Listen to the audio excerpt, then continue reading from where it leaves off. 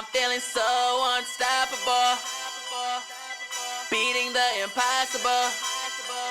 Being number one ain't nothing new. Get up off the tracks, it's that choo-choo. Yeah, that J-train coming through. I said that choo-choo. Yeah, that J-train coming through. You know that choo-choo. Yeah, that J-train coming through. It's that J-train coming through. That J-train coming through. But I'm coming for it all. Yeah, me and brother Vinny. I'm a top-notch warrior, but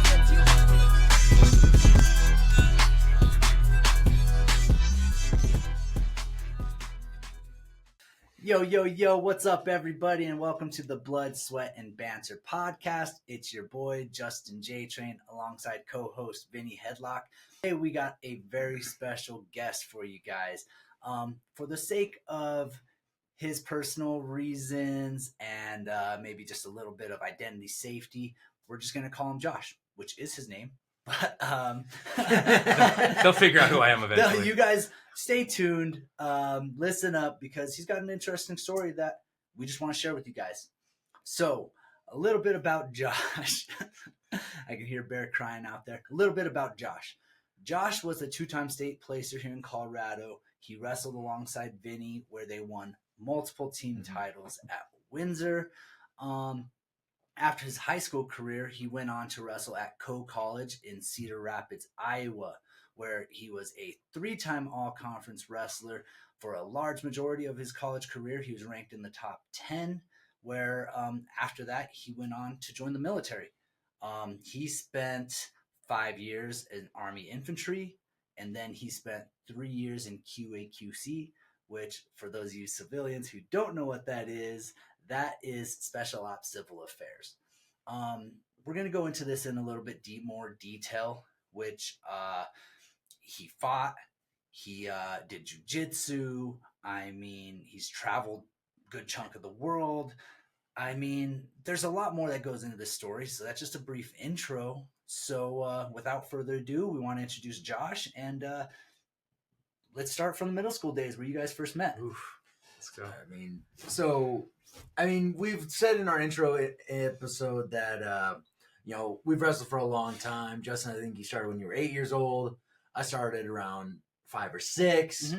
So I thought I was hot stuff, having wrestled all my life. But whenever I was going to Franklin Middle School, Josh just so happened to be going to Windsor Middle School. And Windsor, Gary Mock did a really good job about getting so many kids out for the program. And if you don't know Mr. Gary Mock, he was actually Justin and I's first wrestling coach. Yep. So, but he was also the head coach at Windsor Middle School. And dude, he would get, how many kids would he get out, Josh? Just like 50. 50 kids. It's insane. Holy cow. A little bit about Gary Mock. I mean, probably 15 middle school state titles? Easily. At least. He recently retired after he hit that landmark of 16 state titles, which I don't know will ever be touched again. No.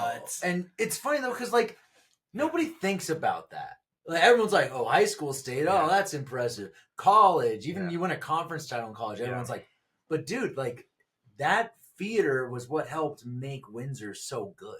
Oh, I agree. It was the feeder program, essentially. You know, I got to touch base on that a little bit. Whenever I was doing my student teaching, I got to work with Gary, which we had a great relationship. So I did my student teaching with him, got to help him as a part of the wrestling program there whenever I was graduating. And dude, the things that he did was just fucking awesome. But this isn't about Gary Mock. This is about Josh. So go ahead, guys. Tell us a little bit about that. So like I said, I spent a long time wrestling. I thought I was the man. But when we go to Windsor, Windsor's got fourth string guys at every weight class. Mm-hmm. So I remember got my ass kicked by, I think it was our friend Seth Villa for varsity. And again, I wrestled my whole life. And then these guys are just like, oh, my PE teacher just told me to come out and try it. Get fucked up by Seth. And then, oh, hey, you want another match? I'm like, sure. Wrestle Josh. Josh fucks me up. And then they're like, oh, you want a third match? I was like, no, thank you. No, I do not. And I didn't even know Josh at that time. No. But as destiny holds, I was able to come back to Windsor, transfer. We moved to the west side of town. And that was Windsor District. And that's when I really started to know Josh. Josh was a freshman at Windsor High. I was in 8th grade. Yep. Josh would just come in on his spare time after high school practice and, just repeat what he did in the duel and just fuck me up. So, You make it sound horrible, man. hey, man, you were there, but you weren't in my shoes.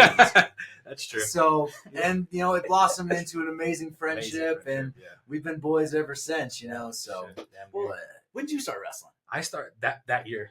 Oh, That's so okay. funny. Getting fucked up by a first year, man, you guys. So to be fair, Wrangle bloodline. Both Okay. Okay. cousin Mark, Matt, my uncle Phil, like Yeah. all those guys wrestled. So that was ingrained in me from, even though I never really did it then until then, like officially, it's been ingrained into me since I was born. It runs in the family. It runs in the man. bloodline. It's It's that's our thing. Our uncles used to do is make us wrestle each other because they thought it was like, funny. we know all about Yeah, you that. guys know about that too. You Yeah. know, those Put on the Hispanic- boxing Put on the boxing gloves. Yeah. Those Hispanic families. Oh, that's got how we the- do it out The here. pay-per-view box you put on channel 99. And Oh my everybody. And the De comes La Hoya over. fights. You got the De La Hoya Mayorga fights. I think that was the first fight I remember watching as a kid. Next thing you know, Yeah. it starts getting later. The fights are done. Yeah. Parents need some more entertainment. It's like, go put on the boxing gloves. You're gonna fight your cousin. Yeah, literally. It's like, he's That's bigger my, than me. that's my cousin. I love him. I don't want to fight him. Yeah. Like, nah, don't be a Yeah, pussy. don't be a Go. pussy. Go Excuse ahead. my language. Yeah. It was like, hey, you remember that PlayStation controller they had to throw out? Yeah, that was because your cousin broke it. You're like, Oh, son of a bitch! no way, dude. It's Yeah, creating the rivalries and shit. Yeah. But so yeah, and Josh and I have been boys ever Ever since, since, yeah. and we went through some tough times. Yeah. I mean, I don't want to bring up the story myself, Josh. Which one? Oh my God! Oh Jesus Christ! So I want you to tell it because that is Which- such a great story. Just Wrestling when Mon- Monty the first time. just- Oh my god, yeah, that was a soul searching experience. I never thought an old man could beat me to the point where I was like, stop. Literally middle of wrestling practice, halfway through, I was like, just stop, please stop. Like you can't breathe, it's hot, you're cutting weight, and he's just beating the dog shit out of you, and you're just like, all right, dude, stop. At a certain point, stop. I think a lot of the kids in Windsor, they knew Monty was a bad dude, But but he's How he's bad? older. Yeah. And he did wrestle a little bit with you Yeah. guys, but not Yeah. all the time. not all the time. But Yeah. whenever he He strapped did? it on, Oh, he was it ready to was- rock and roll, man. Tell that us was- that story. Okay, so you guys are wrestling. I think it was What my- made him choose to do that day? I don't know what it was. I think we were. It was just one of the days. He just felt like getting on there, and because he did it with everyone. he did. Yeah, everyone got it at some point. Everyone got that point. The Monty experience. I don't think we touched base on this. Just a little cue into this story. Monty is the high school wrestling coach at Windsor for several years, Yeah. several team titles. I think it was a national champion. NAIA Yeah, national national champ. Yeah. Bad dude. And every now and then he'd get a wild hair, and he just decided he's like, I want to beat the shit out of one of my wrestlers today. And Everyone got it. this is all of it. He wouldn't do it all the time, but Right. somebody who asked for it or somebody who needed it, or Yeah. he just like He just felt I like just it, want to prove yeah. that I still got it. Yeah. And on this particular day, It was my turn. it was Josh's turn. And I will tell you what, that was a soul searching experience. I mean, I've never been humbled more in my life. How long do you think you guys wrestled for? I don't even remember. I just remember at one point I was like, stop. Like I was just begging him I'm to done. get off me. Like, get off me, dude. I can't do this. You had to be going at least an hour. At least. And I was just And like, at least an and hour. this is, like, yeah. Of just like, and it was for Monty, it was a flow. Yeah. He's just like, And okay, I'm fighting for my life. Yeah. He's just Yeah. sitting there like babying me. And I'm like, I'm at that point, at that time, I had just taken care of your buddy a few weeks prior. This is one of my favorite stories about Josh. I've known Josh for a long time, and Josh, as respectfully as I can say this, but I'm just going to put it out there. Josh wasn't always the best wrestler, technical wise, not always the most technical, not the strongest, not the fastest, but one thing that he did in your face from the start of the match to the end of the match, people could not keep that pace. So whenever you tell me the story of you guys wrestling Monty and you guys going for an hour and you just being absolutely done for, it just kind of, it's like, damn. I mean, but also thinking Monty was Yeah. a little bit bigger. At this time, he's coming off of his maybe not coming off this several years after, but Yeah. NAIA national champion, you know. It's like it's like riding a bike. You never forget, never to be forget. a fucking badass. Yeah, so. exactly. But dude, Little highlight of my boy Josh. I couldn't believe it when he pulled off this feat because another friend of mine, Phil Downing, 4-time state champion, 1 loss in Colorado history, was to Josh. dude. And I beat him in overtime. Pinned him. No, pinned pinned him. him. Oh, he pinned him. Jeez, and It was like it was just Josh. That's badass, dude. Phil Downing is a bad dude. I mean, All respect to Phil, man. I think He's a beast. Phil is my boy, so I don't Phil's a want to beast. throw him Yeah, under no, the no. bus Phil's by a any beast. means, Phil's a but like beast. he is an absolute Nothing but stud. respect for Phil. 4 state titles at the time. I think there was only like maybe 10 people to have done it. Yeah, maybe he was even one of them. less, Yeah, and he was one of them. I mean, Hats off to incredible Phil. record, over 100 wins, 1 loss in Colorado. He might have had a couple losses in his whole high school, but they like traveled to like Yeah. Reno. I mean, Yeah. tough Beast of the East, I believe. East, yeah. He And was- but he was good, dude. The only guy in Colorado to ever put the L next to his name, not and- only an L, pinned him. pinned it. I'm just like, That because we were at the my yeah. dog, my Josh. dog. the man, man, I guess, yeah. the something like Apache, that. Apache, yeah. Mr. Mr. Takedown. Takedown. Mr. Takedown, yeah.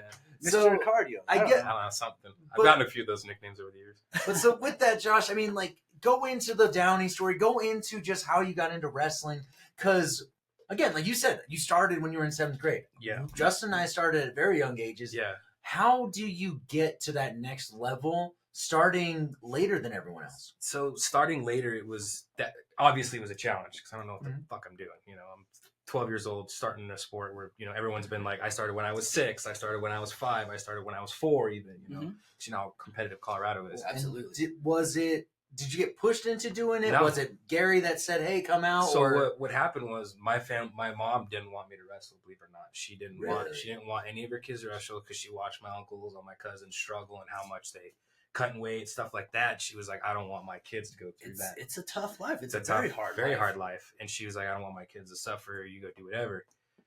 Gary Mock, being the genius that he is, did a PE. He would do PE sports sessions, and one of them was wrestling. Uh-huh. So Remember that? I remember I went out there, I wrestled, I whooped up on some kid, and I was like, this is an awesome feeling. I love I'm it. going to go sign up. And I signed up. My mom said, why the hell did you do that?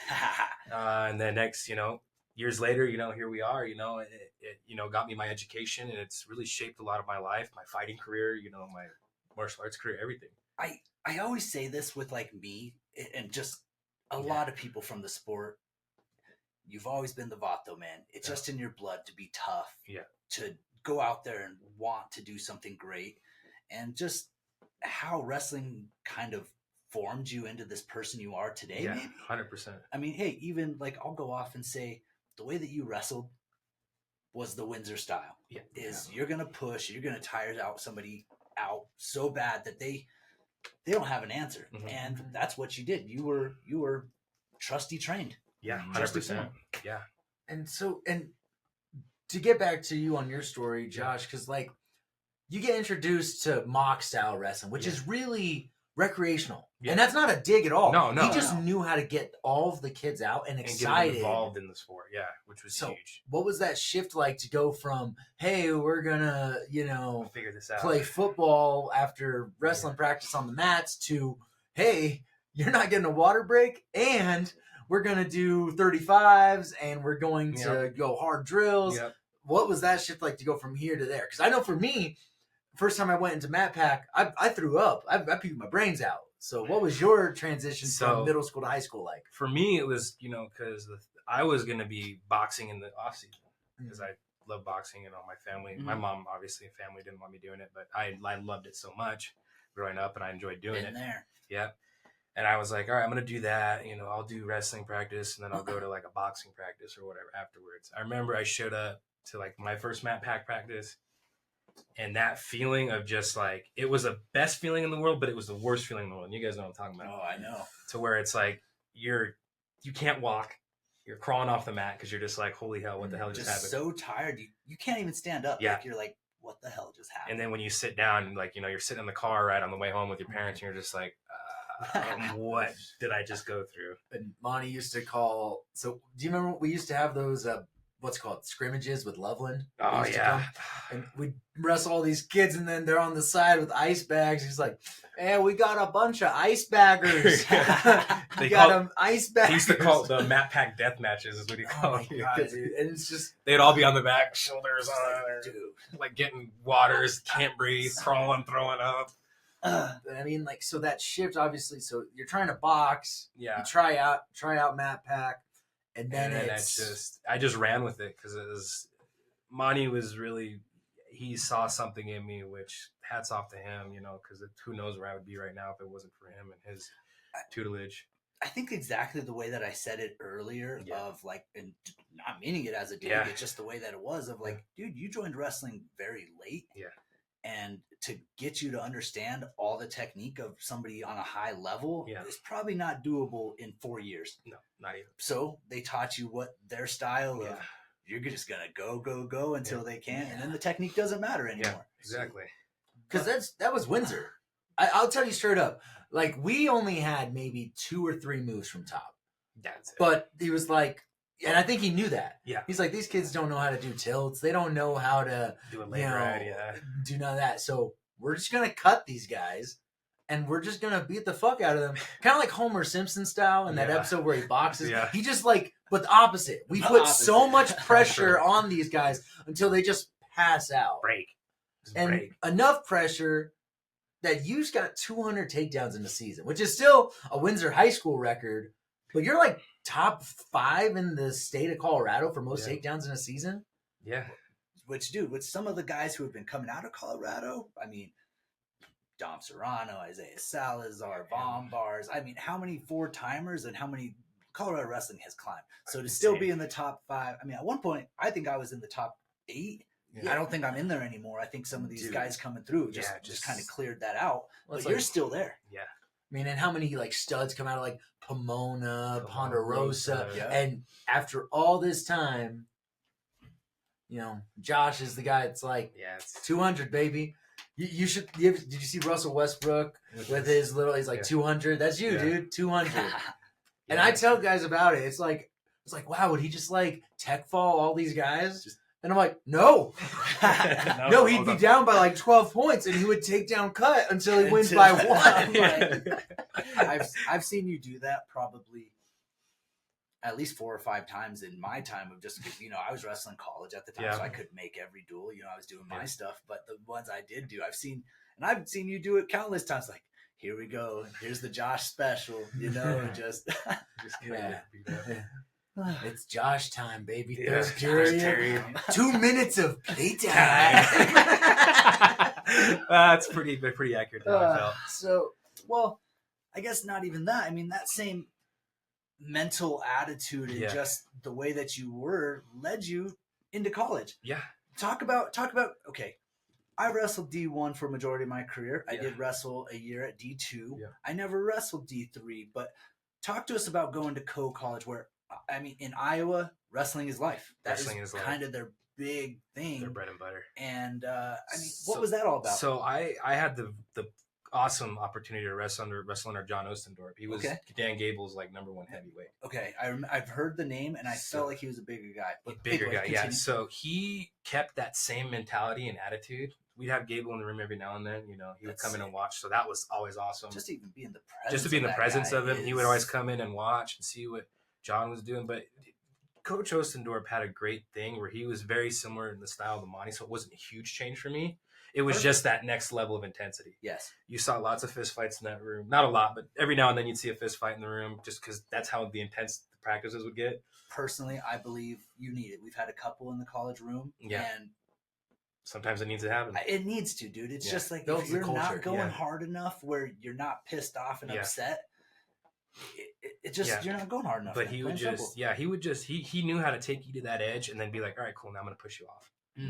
That same Gable mentality. So, going from that to that was a little bit of a difference, and then me, he wasn't big on cutting weight. He wanted you within 10 pounds or 15 pounds within your natural weight, which was a nice shift. Absolutely. I've been on the shitty end of cutting weight. I've been on the shitty end both. Yeah. But did you go 41s or 49s? 49s, 49s. That's I'm what sure. I thought. I Okay. tried to get down to 41 one year. Just wasn't happening. I was overly dehydrated. I was losing Been a lot of there. my drive. And he was just like, no, go up. Let me see how you do. And then I was, competing and I was winning again at 49. And I agree firmly. Well, I mean, we all have that story where Yeah. it's like you're trying to force your body to go Yeah. to a weight class you just can't your body successfully compete at. I Yeah. mean, do you remember when I tried to make 65 as freshman year? won't do it. Yeah. That was every- just too much, Yeah. man. And then But I then go. whenever you go up, you started getting the results. You Yeah. started placing in a The lot of only- these opens. The only red shirt Yeah. to place at an open. Yes. And I So- went up another 9 pounds. And I still cut weight, but I wasn't killing myself Yeah. to be all skin and bones Yeah. every week. Yeah. I think there's a point in wrestling that like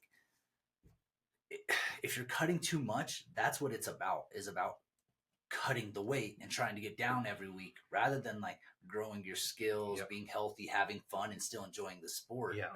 Being competitive. You is see at the a end lot the of day. people, and being competitive, Yeah. and ultimately, dude. I mean, you had a lot of success, so Yeah. I think it was better for you. To go So up. yeah, and it was insane to go from that Windsor room to the Coe room. The Coe room, the intensity was still there. It was the same intensity. However, I'm now in Iowa wrestling room yeah, with Iowa kids that when you start 4, 5, 4, 5. yeah. That it's I was in recruited Iowa, here. I wrestling was is recruited life. here. Yeah, and it was my freshman year was rough. Like trying to compete with like the Leclercs. Okay, Like Chris tough. Leclerc, tough family, trying to compete with that kid, and he's just beating the dog shit out of me every day. I get one takedown on him like the entire practice time that I'm there, and I'm like, yes, I'm finally there. And I then did it. I did it. You're like, I got it. did Chris, if you're watching this, love you, buddy. I hope you're doing good and all that. But yeah, Do you mind me asking? Because obviously you can get rewarded scholarships for D1. And Yeah. more often than not, if you go D1, you either get a complete full ride or Yeah. you get at least a good chunk of your school paid. D2 is a lot lower, and I can attest to that. Dude, I pretty much got like a Happy Meal voucher for my freshman year of wrestling at D2. How does that work? Because D3 doesn't offer scholarships. so what D3 does at all. At all. They don't offer scholarships, but what they do is they offer grants. Okay. They have a lot of donors that will give up grants, and because of the success that John Osendorp has built with the wrestling program at Coe, It's a big D3 school. big for sure. D3 school, top 3 school in Yeah, the nation, usually all the time. Yeah, Every- most of the time, top 10, top 3. But what they do is they have these Coe grants. So he'll say, I'm going to make sure over half your tuition is paid for when you come here. Okay. And that's their loophole. That was their for- loophole. That's their scholarship. That's It just their can't be called a It can't scholarship. scholarship, it's a grant, Uh-huh. and that takes care of like the majority of your tuition. I'm not. Now I've got another question with how you graduated college. What? Like Yeah. 6-7 years ago. Yeah. So Well, it's actually 2016, so about 8 years. 2016, about 8 years ago. Yeah. So now how times have changed. There's NIL deals. Yeah. And I read something Everything. just recently that, oh man, I wish I had the stats exactly. Is that there's a back pay of going up to like 10 years back that college athletes are suing the NCAA because of this NIL deal, which not to get off topic, but I guess let's just go back to the point of, is that different now? Does D3 get NIL? If I'm not sure. I couldn't speak on that honestly right now. I've seen a lot more sponsors pop up in the rooms, I'm but sure it goes through all. but it has to go through all NCAA because I it's would all think, one yeah, entity. it's all so, one. Yes, I agree. because I remember that was a big. I know when you guys were in, that was a big thing. Was like you can't have a sponsor. Yeah. You better not be collecting money. You better not be getting paid to sign autographs or whatever the deal is. I wish it was around whenever I was wrestling. in Oh, I college. would've loved I'm it. not saying I would have gotten this big time money where I could live the rest of my life off Yeah. of, but shoot, coming out of I didn't have a large debt coming out of Same. school, but it would have been nice not having any debt coming out of Not school. only that, but it would have been nice to just because have some of my rent paid for. have not my have rent to paid for, work. not have to work. Because Yeah. here I am. During the summer, I'm working 2 jobs and I'm training. In Iowa, I'm going to Yeah. practice 3 times Dude, a week, that's a and I'm hard schedule. working 2 jobs to make sure that I have tuition money and rent and all that stuff for the next year. That would have been nice. College is definitely. Changing. I think college wrestling was one of the hardest things I've ever done in my life. Agreed. It's just that Very agreed. grind for a set amount of time. 6 months. Yeah, where it's literally you have to be peaked for Yeah. the whole season. Pretty And much. you got to do 3 things. Yeah. Most people just go to school Yeah. and work, and then it's like, okay, and then they don't work full time; they work part time, Part-time, Yeah, just to have some pocket money, you know. Yeah, and here we are, But know, and busting our you ass. got to go to school. Gotta you go got to to work, train. You got to gotta train. train. Yeah. So it's like, oh, what time do you wake up? 5 in the morning. Yeah. What the fuck? It's Yeah. like, well, I got to go to my morning lift. Yep. Yeah, And then after my morning lift, I gotta gotta go go to to class. class. And then after class, maybe you go to practice. go to practice. And then after practice, you go, you know, Study. Study hall, by yourself. Study Yeah. hall. and whatever. then if you're lucky, or if not, even if you're lucky, if you have to go to work. Yeah. You're like, oh, I work nights at Subway or something like that. Yeah. It's you had to do that. Yeah. Nowadays with NILs, and this isn't like a rant for you guys. Hey, get that money. Do Get what it. you Please want. do what you Hey, guys do. dude. Don't suffer like we had to suffer. Please. But it's Do it just smart. Richard Sherman was the one that Please. talked about Yes, it. please, please. If not, throw something my way or our way. You We'd know. appreciate it. A little bit Yeah. of here and there. These kids these days don't know how hard we had it Mhm. in the streets of In Pueblo. the streets of Pueblo, But streets of Cedar Rapids. You don't know how it is. were there now? This is a bit of a dig on Iowa. You Yeah. know, a lot of farm girls. Were there any dimes in Iowa while you were wrestling out there? You know, a little. There was a few. There was a handful. I can say that, but mostly no. You had to drive up to Iowa City. Yeah, to you see had to some drive to of Iowa that. City. Some of that, like where I'm at, Cedar Rapids. It's kind of But what was the closer Big Ten school? Was it Iowa State? or- Iowa City. Okay, so it was Hawkeye. Yeah, Okay. so we would we got to train with some of those guys too. They would come in and train with Nice. us, or we'd get to go and which train. would be awesome. Which was having getting to train with some of the 1 and 2 guys in the nation and in Division 1. That was like having them come in and then realizing like hey, I can hang with these guys. You're you're like holy shit. Probably an eye opener and just like good. Good morale morale for boost, but then it the- was just like not only that, but like you could tell that the way that the rooms were run were very similar. A similar mindset. I've Similar always mindset. thought that the Windsor mindset was very Iowa-ish. Very Irish. Oh, I mean, every year before state, Monty would grab this old Iowa tape. From like the 80s. And it was old, like Old, like- Terry Steiner, Troy Steiner, both the Brands brothers, Yeah. old school Iowa guys would just be talking about Gable, and they'd show highlights and stuff, Yeah. and we get pumped like, oh Yeah, shit, let's go, that's us, go. baby, That's let's us. do Let's it. do it. And then we go to an out at state, and you're just like, Damn, that is not. That was not that us. happened. I blacked out. I don't know what happened, I don't know but what's going on. but yeah, just being around like that. That you're in Iowa. It doesn't matter if Yeah. you're a Hawkeye, a Cyclone, Whatever. or Any of the Jayhawk, right? Cohawk. Cohawk, my Yeah. bad. Cohawk So- or you're a Norse or whatever, because it's so competitive. It's like Cornell College was out there too. Cornell, right? yeah, Cornell, and you had Is Wartburg in Iowa? yeah, Wartburg's in Iowa too. Okay, see another Oh. big school because So every Iowa like Central. Iowa They might be D2. I I don't know, don't remember off the top of But- my head. It's been a while. but they have. I mean, you throw a ball, you'll hit Some sort of wrestling college, which a is wrestling college. Yeah, That's- usually successful wrestling college. Yeah, it's insane, mean, and it's just Let's go through the list. Okay, Iowa, Iowa Iowa State. Let's go D2, Iowa Central. So, And then I'm sure there's more. Yeah. But then there's Wartburg. There's Coe, Coe. There's Cornell. Cornell. There's yeah. And then there's not even saying that they might have schools on the JUCO level. The Yeah, JUCO. yeah. Well, you do NAIA. have the NAIA school. What Mhm. the hell is it called? I forget what it's called, but they're always number 1 NAIA every single year. I can't think off the top of my head, but I know who you're talking about. Yeah. But But, it's I mean, that's there's- that's 6, and that's one State. One state. Yeah.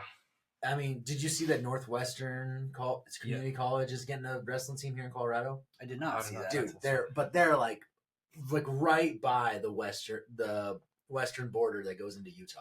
Oh wow. So I'm like, who the hell is gonna go wrestle here? Are they gonna be what? JUCO. division? Oh, JUCO. JUCO. Okay. yeah. They're gonna get a It's wrestling good, program. dude. It's I mean, too. I think wrestling's growing in Colorado. We got Otero. We got It's Otero, you got Northeastern Yeah. and Sterling. mhm. Then you got our D2 programs, Adams, Western, Yeah. CSUP, Mesa. Mesa, And then you got the Air Air Force at D1 and then UNC. UNC. even there's a lot of teams that are having a lot of schools that are having club teams. Yeah. I mean, sure, it's club, CSU's but got still a club, CSU. They yeah. were actually competitive, and I think they had a national champ for the club team. Mhm. I'm not sure exactly Yeah.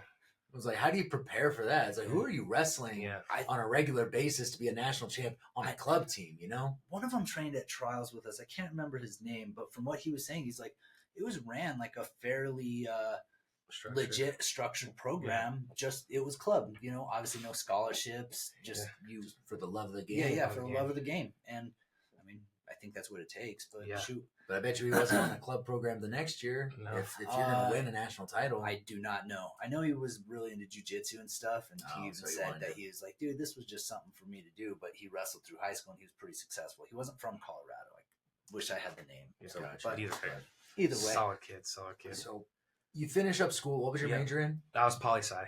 poli-sci. Poli-sci. Interesting. Yeah. So is that your pronouns? I don't have pronouns. My pronouns are he and him because he is I and I am him. I'm from the Himalayan. You are him. I am You're him. that I guy. am that guy. I took my DNA test. I'm 100% Himalayan. So obviously, you Poli-sci. poli-sci, Poli-sci. which is a very interesting. So go into detail about that because I'm not super familiar. So, So is this like it's just- the it's a- study of Political science, right? It's political science, yeah, poli-sci. So it's just a lot of studies on government structures. that's what okay. Like history of government structures. A lot of the stuff I was studying I was doing political philosophy. So I got to read Mein Kampf, I got to read Marx, I've got to study Hobbes, Locke, a lot of big name philosophers as far as that goes. And then on top of that, I was learning a lot about government structures and just essentially what they do. It's a good prep to go into law school. Okay, that was kind of something that I was curious. What would be the next step? Do you have any interest on like maybe I'm some sort of political figure? Maybe Um, not quite a senator. not or so something much. of- Being in the military for 8 years, you kind of get jaded with the political system, and Okay. I think I can speak for myself, not all vets, but I can definitely speak that when you see a lot of decisions being made that are affecting people, you lose friends over these decisions, and it kind of oh man, it kind of that's everywhere. it's everywhere, and it's you see it tenfold in the military. For you guys, I'm sure you guys got a completely different. Yeah. And it's people that are, and it's just the way that the system is ran. It's like anything else. Not bashing the military. I've loved my time that I've been in. I definitely miss a lot of friends that aren't here with us. But R.I.P. R.I.P. But that's kind of the name of the game with this, unfortunately. But it was so yeah, going from poli-sci. I learned a lot about that. I was interested in pursuing. Sidebar, there might be some works about me pursuing legal career after this, kind of trying Like to a do lawyer or an attorney, something or, like that, something okay. like that, something like that. I'll be looking into that.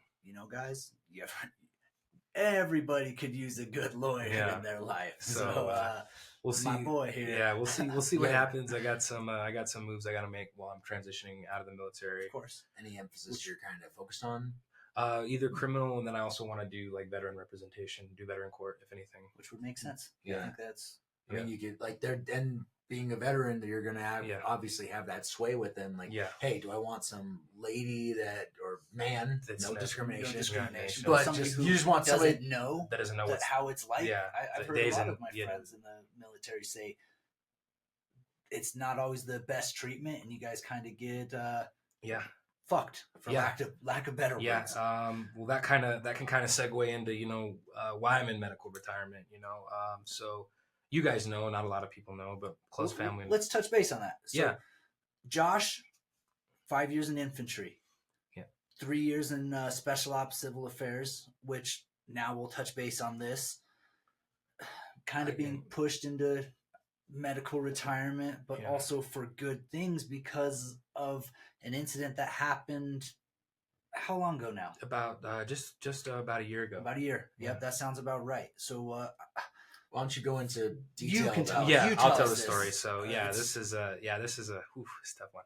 So I had just finished the civil affairs qualification course, active duty side. So I went through selection, passed, went through Q course, recycled twice, came back, and then passed the second time. I was in language. They gave me Spanish. I already speak fair enough Spanish that I could probably pass the test. But I was in a tutoring class to get a higher score, and I was getting ready to go take a test. I had just 2 weeks prior won the Fuji Open in North Carolina, My no dog. gi jiu-jitsu. So I'm on top of the world at this point. I was asleep at the time. My ex at the time had found me on the floor, seizing and then coughing up blood when I woke up. I got up, didn't know where the hell I was at. You know, anyone who's had a seizure understands that feeling. You know, I was trying to get ready for work. Thought the paramedics were breaking into my house. Went to go grab my gun. It was all sorts of wild. They came in, talked to me. I got sent to the hospital. They tested me for epilepsy. Didn't have epilepsy. They flighted me to Duke Raleigh, which is the #1 neuroscience area in the country. So it's kind of a good blessing in disguise. I went there. They discovered a meningiomic tumor in my frontal lobe, which was compressing my brain, which was causing me to have the seizure. And then I needed emergency surgery within a couple weeks. If not, I would. There's a possibility I would have continued to have seizures, and then eventually, those would have taken me out. The doctors were really surprised that I was coherent, walking and talking, and able to function. Yeah. I mean, any type of surgery is a big deal. Yeah.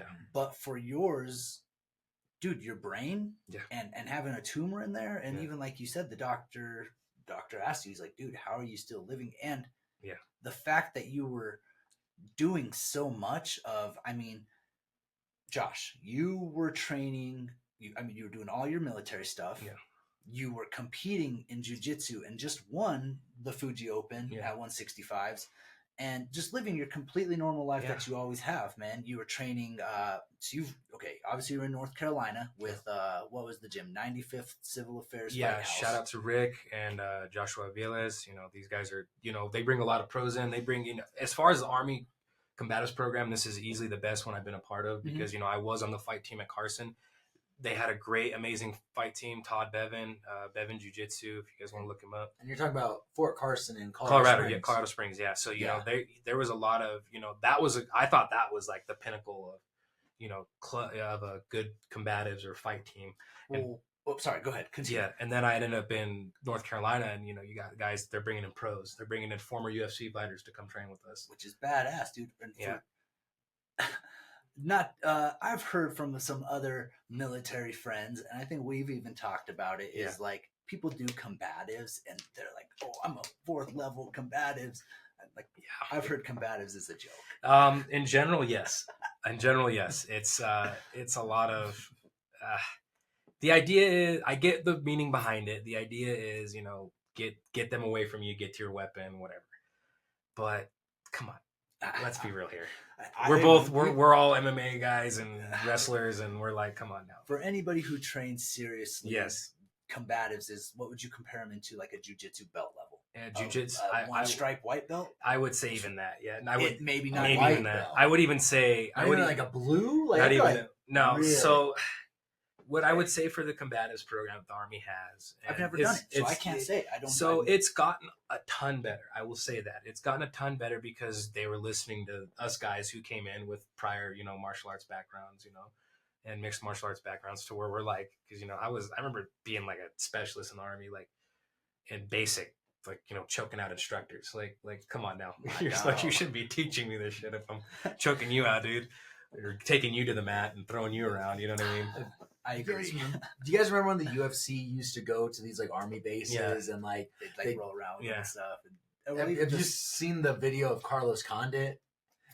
Dude, I feel like I remember this, but I don't know. So this is hilarious. So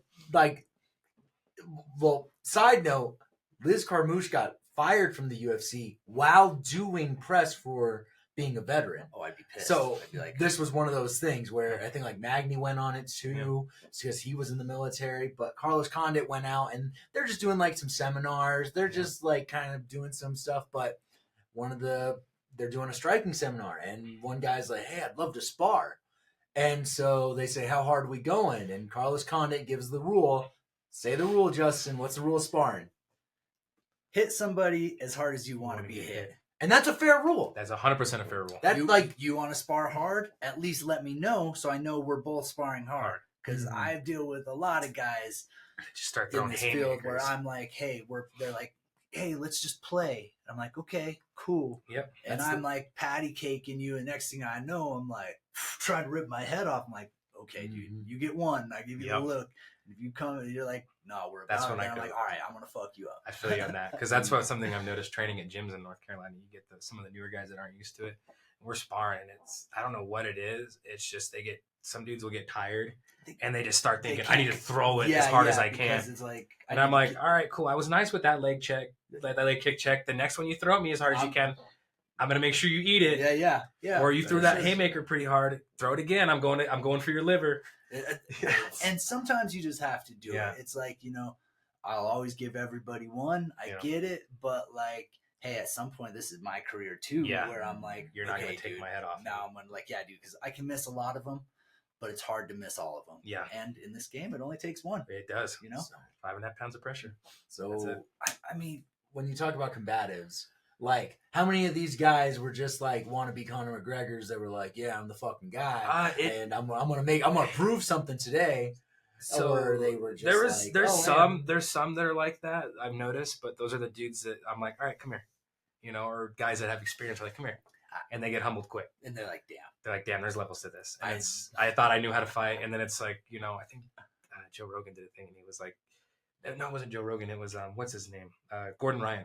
He was like fighting with someone who's not trained is like playing with a child. Yeah, It's like, yeah, for real, and, bouncing for 8 years. I've noticed that, Oh man, which I think maybe not now with the surgeries and stuff. You always got to be careful being out there because people drinking. Oh yeah, you don't ever know what's going through somebody's mind. You never know. They got some Mexican judo. Yeah, exactly. As in, you don't know who you're messing with. You don't know if I got a knife. You don't know if I got a gun.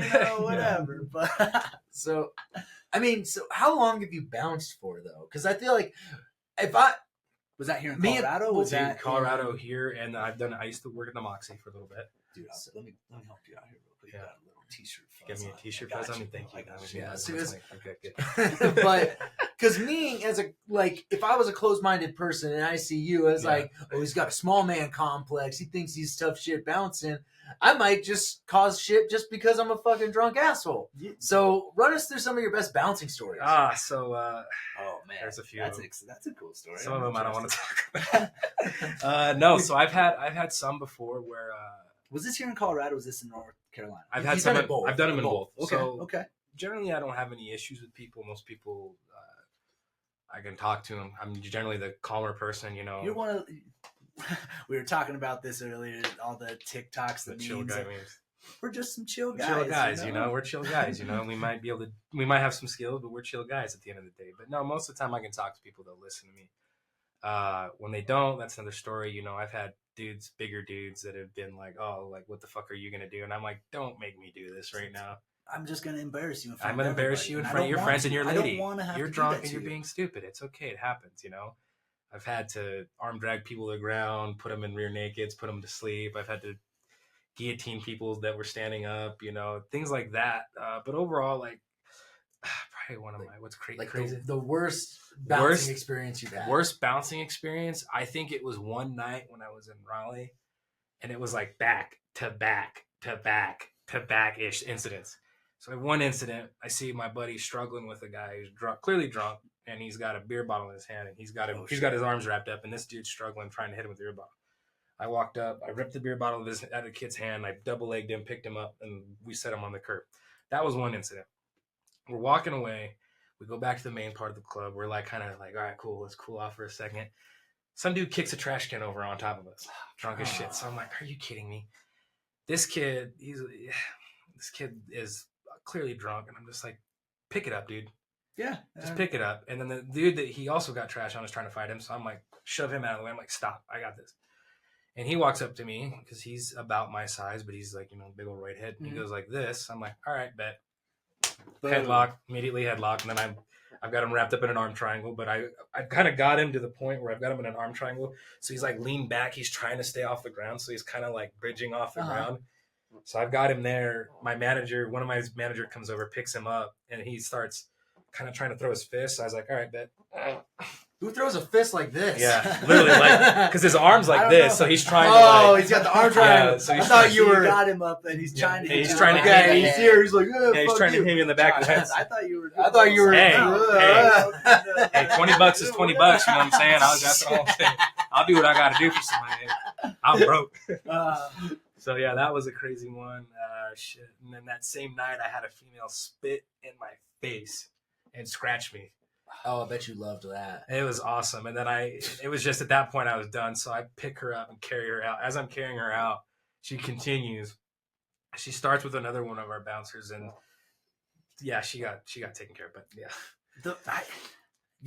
I've had my fair share of just college was crazy. College I is had a always great crazy. college experience, Same. and I've seen it even as I'm older. I still go out with my girl. We still like to go have some fun. We go Yeah. out, and what do you think, as the bouncer's perspective? What do you think is the problem of why this happens? Do you think it's just simply drinking too much? Do you think it's like hosting an event of like maybe like being around fights, serving alcohol and all this testosterone and like people thinking they're tough guys, but like at a bar, it's like, dude, some bars are kind of more laid back. Yeah. People are just trying to have a casual drink and chill. Some are like actual clubs where people are dancing, maybe taking some drugs, whatever. It's like, what do you think the number one cause is? I think it's a combination of things. I think again, it's a lot of dudes that have never had that eye-opening experience that we have. Competing and doing combat sports our whole lives, where just anybody can take you out. They think they're a tough They guy. think they're a tough guy. but- They've never had that experience. They get alcohol in their system, and then they think because I'm 6 foot, they got the Bradley Martin syndrome. I'm 6'4", 270. Bradley Martin's a big boy. Yeah, This is like You can beat me in chess, bro. yeah. 6'4", 270. 6'4", all right, 270, come on. yeah. It was like, You know. no, I'm a chess master. And he was like, no, bro, 6'4", And he 270. obviously hasn't seen the video of Demetrius Johnson, choking out that 7 foot, 300 pound guy. Dude, And it's the GOAT. like, yeah, the GOAT. You know what I mean? And it's arguably. But yeah, But it's a combination of that. You throw females into it as well. You throw Yeah, okay, somebody's hitting on you. somebody's hitting on your lady, and that's, I think, in America because I've been overseas. As America as a whole, we have a drinking culture that's fueled around those three things. Think about all the movies with booze in it. What happens at the parties? There's always a Yeah, there's fight. always a Someone's trying to fight, get yeah. laid. Someone's getting too drunk. And I think that is because of the culture that we have built within the United States. I agree. Which would be kind of the centerfold which runs into that. Hey, I get it, dude. This Hispanic culture, we drink when we're happy. We're celebrating. We drink when we're sad. We're mourning. We're grieving. We're mourning. Whatever. We drink when we're angry. We want to chill yeah, out. Yeah. It's- And you we go drink to when a- we want to have fun. Yeah. I mean, you you're go to right. a little kid's birthday party, there's Oh, more yeah. kegs than kids. There's more. Yeah, literally. My little cousin's 3rd birthday, dude. I threw back about 20 beers. And there's like about 20 beers, right? The whole back of the Yeah, truck it's is just- all filled with Modelo's. We're ready to That's have just a good how time. we do it. Yeah. It's like, you get your little, hey, Dio, can I have a popsicle? He's like, you listen here. You get the unsolicited life advice. You don't know this about your dad, but I know your dad. I'm so, and you're I just, tell him. I but tell them. it's true, dude. I It mean, is. like, And that's more than just the Hispanic Yeah, culture. That's it's everywhere. just- Yeah, it's it's a lot just of the cultures, culture. really. Yeah. But It's just from our experience from yeah, growing up yes. in the Hispanic culture. when then, you were, then you're boxing your cousin at midnight. Yeah, for no Yeah. reason because your uncles are bored. Yeah. so, but I guess still on this topic, but because when you did your active service, where were you stationed at? So I started at Benning, obviously, because everyone in infantry goes through Benning. Okay. I went to Fort Stewart in Hinesville, Georgia. Okay. And then I went to Carson. From Carson, we were supposed to go to Afghanistan. Didn't happen. I dropped a packet for selection. Went to selection, passed, and then they immediately PCSU to. What does that mean? The permanent change of station. Sorry, No, acronyms. you're good. So permanent change of station to your next duty station, which anywhere, if you're doing anything special operations, whether it be Green Berets, civil affairs, or psychological operations, they immediately send you to North Carolina. So I was sent to North Carolina. But I've been there for the past 4 years, 4 years now, and then this happened. Just had my second surgery, so looking at the medical retirement and going from there, hoping for that 100%. And then Well, next ventures. dude, you are 30 years old, and you've already done some pretty tremendous things, man. How Successful many- wrestler, Successful wrestler, college graduate, college graduate, Army veteran. yeah. Yeah. hanging out with some pretty cool dudes. Cool you know? dudes, yeah. Guys that I grew up with, hanging you know? the Gonzales boys. Boys, yeah. I mean, My favorite is when when people are like asking, like, you know, like, how'd you get into fighting? And I'm like, oh, well, you know, 2 of my best friends growing up competed, and also one of them, he competes in Bellator, by the way. And they're like, wait, what? He's like, oh, big time. Because Yeah, like big time, yeah. anytime, that's the thing that's Dope. crazy. One of my students actually, it was like 9:00 at night, and I get an email from one of my students that says, how can I watch your brother's fights? Because I got a poster of Justin in my classroom, Yeah. and I'm like, ask me in class. Don't Not email me at 9:00 9:00 at night. like, what are It's you? like, dude, I'm going to Don't you bed. have Yeah. a life or something? Well, that's just, you know, that's a thing though. I get it though, because I always remember when I first started wrestling, I was always looking up to you because, you know, you were the big time state champion kid, and, you know, and 2-time state champion wrestler. And then not only that, but like, you know, when I started getting into MMA, you know, like I was following you guys, you know, because it was, you know, I had the best training partners, you know, and you got to beat my ass when I came back in the room from college, and it was great. It's fun, dude, because that's like, it's a bond. Yeah. It's a special bond to have with somebody Yeah. where, you know, we know each other for years. Yeah. And I've watched you grow up with Vinny, and I've watched you have some success. I love the stories of just, here we go. Here's always an exciting match because you're like down like 12-2, and I'm like, oh shit, oh, man. And then all of a sudden, oh, he takes him down, he cuts him. Oh, he takes him down, puts him to his back. Oh, he cuts him again, he takes him down. I'm like, oh my gosh, dude, how many times are we gonna do this? It happens. And just to be able to share some moments like that with you, but then also to be able to roll with you and move and just like, it's just Spar fun to and, be able to like, beat the shit out of each other, and then Yeah. afterwards we can hug and crack Yeah. some jokes, maybe Some- go have a beer, Yeah, and just like, you know. that's how we you know, we grew up together like that. And I think that's the one thing I've learned through this. And, you know, I'm going to start, side note, I'm going to start competing again. I've got a few more weeks of recovery with this titanium mesh in my skull, and then I can start grappling again. Doctors approved me for grappling. And then, within 6 months to a year, they said, I can take a fight again. Really? Yep. Damn. I want to win one amateur title before I call it, hang it up.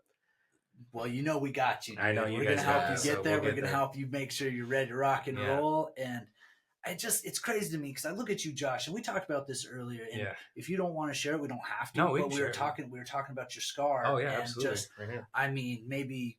Sure, I'm gonna grab the camera Yeah. and So yeah, go ahead. let's just Yeah, you can show it. Dude. come here, Yeah, Josh. come here. We'll Okay. show it. So that's from here up here. I was opened up from here all the way to here.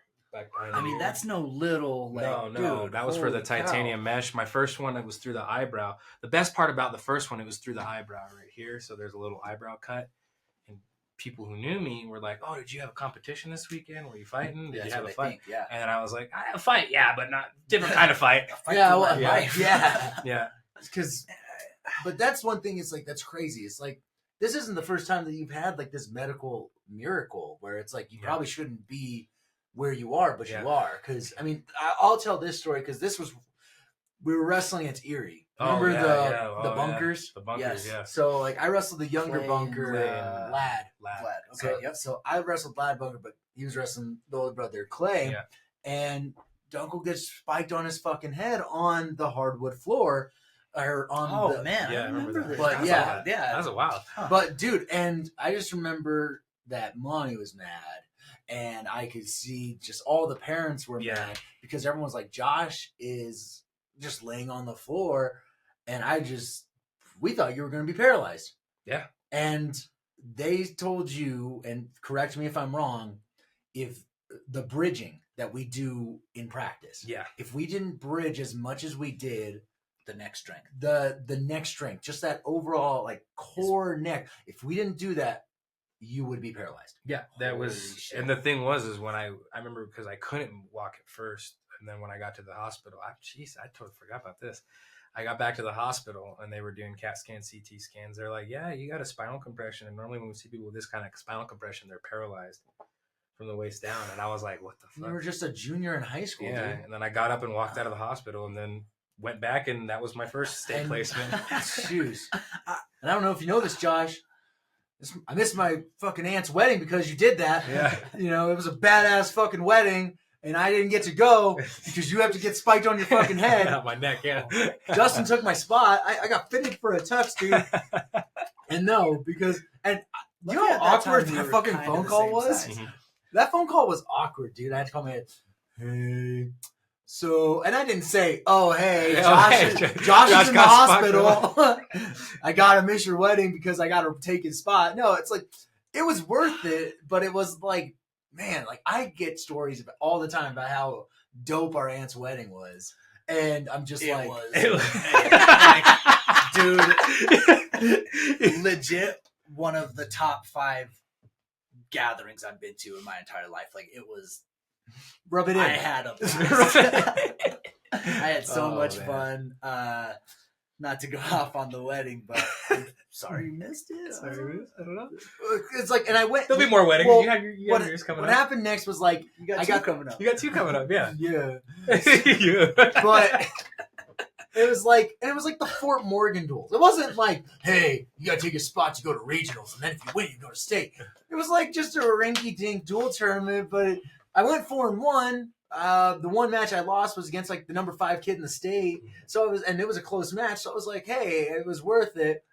But even like Dad's like, you better go. And he didn't go watch me. I was like, hey, it's my sister's wedding, bro. Sorry, dude. I got a wedding. I got a wedding to do it too, Vinny. Yeah, what do you want me to do? I got places to be. But the best one, and this is what's funny. And again, I'm going off on a tangent for myself, but it just segues how one bing butterfly effect changed so many other things. Yeah. Yeah. And the next week we went to Rapid City. Yeah. And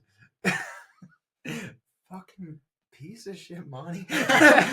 He's like, hey, dude, I need you to go down to 52s. You gotta get down there. And I'm like, I wrestled 60s. Like, where do I go? And it was 45s. I need to go down to 45s, and I was at 52s. And so I cut so hard that week. And I was busting my ass because we're like trying to move the lineup around to make sure that, all right, how are we going to do the best thing? The big key part of our lineup, Josh is out. I get down there. I'm like a pound over the night before weigh-ins. And our good friend Austin Harris, All-American wrestler for Western State, is slightly less over for the weight class down than I am. And so Monty says, oh, well, fuck, we'll just put Austin down at 45s and Vinny can wrestle 52s. And I was like, what? And he's like, well, dude, look, now you get to eat. You get to eat, dude. And, and Dad drove the night before to get there. And he's like, hey, what happened? Were you over? Is that why you're at 52s? He's like, Money booked me up. and Dad was pissed. Like, dude, how are you gonna do that to the guy? It was like he's been cutting all week, and it was like, but he gets to replenish. He's like, no, I'm like now he's 10 pounds less than the people I'm wrestling now. Oh man, so thanks, Josh. You're welcome. You're welcome. I almost died. It's that first time. First times. I'm not waiting for the backlash to come. It's like, oh, Josh gets a tumor, gets surgery. Yeah. It's like, how does this fuck up my life now? How does this fuck up my life now? But I think that drove me nuts. The thing that pissed me off about that thing more than anything was like, I've jumped out of airplanes. I've done crazy shit my whole life. Yeah, living in Greeley. Yeah, living in Greeley. Like, you know what I mean? Like, I've done crazy shit my whole life, and something this big takes me out. Like, come on. Such a crazy, but hey, man, you've done it, and you've lived a crazy life. Still got more to go. And dude, you're 30, bro. 30. You are 30. It's like we're not even halfway there, man. No. We're living life, and there's so much more stuff to come. Yeah. And honestly, we're just happy to be a part of it. I'm happy to be a part with you guys, man. This has been... You've always been the man in my eyes. Yeah. I appreciate just getting to know you and following your journey. And, dude, just the loyalty, just like the cool stories, the memories, dude. You've always been a good guy. Your family's always been good to us. Yeah. It's just interesting, man. Shoot, I mean... Yes, what? I mean, maybe before we tune out here, I just got some little questions of... we've kind of touched base on it, but... Short term, you're going into medical retirement from the military. How long does that take? It's a process. So I started this process back in, I think, April of last year. Wow. So it's so the VA is wonderful as the VA is. Yeah, because the VA 5-star recommendations. 5-star recommendations. The VA, great organization. Loves to take their time, especially when you're in a bigger state like North Carolina, for as far as reviews go. So they've got to review I'm sure they got a lot of people. Yeah, I mean, you've got every major military base in North Carolina. So, and that's just not considering Fort Liberty, formerly known as Fort Bragg, there as well, which has every single military branch on its base. Okay. So, that takes a process, 6 months to a year. It's been about the 6-month part. I'm leaning more towards the 9-month part. I go back, this week, so I'll maybe get some more answers from everybody as far as that goes. What do they have you doing right now? Right now, I'm just kind of in this holdover status because I was obviously qualification course complete. Mm-hmm. All I needed to do was test out a language and go to SEER school, survival invasion school, basically practicing how to be a POW and survive. But for obvious reasons, I wasn't allowed to do that. Okay. So makes sense. yeah, so I'm just kind of in this holdover status, reporting in, letting them know I'm alive. They're getting appointments, trying to get all my stuff lined up to get ready to transition out, after 8 years, which definitely it was an eye-opening experience to transition out after 8 years, thinking you're going to do 20 or thinking you're going to. This was a career. Yeah, this was a career, especially, going the route I went. I'm like, I'm going to do this because I want this to be a career. But, like God has other plans, at the end of the day. And, I will be returning home permanently. So that'll be nice. And then we'll be. You think about coming back here? I'm coming back here. I'm not staying out there. C-O, baby. 970 G-Town. Born and 970 raised. G-Town, baby. Born and raised. I ain't going nowhere. I ain't fucking leaving. I ain't fucking leaving. But, No. So, another question for you though. So now that we know that you're going to be home a little bit more, Yeah. This question's a little bit about.